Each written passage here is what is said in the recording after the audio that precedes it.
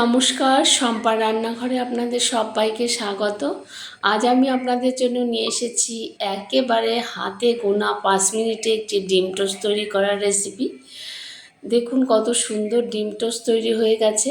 দেখতে যেমন ইউনিক, খেতেও কিন্তু অসাধারণ। বন্ধুদের কাছে অনুরোধ, সম্পূর্ণ ভিডিওটি দেখবেন, লাইক কমেন্ট শেয়ার করবেন।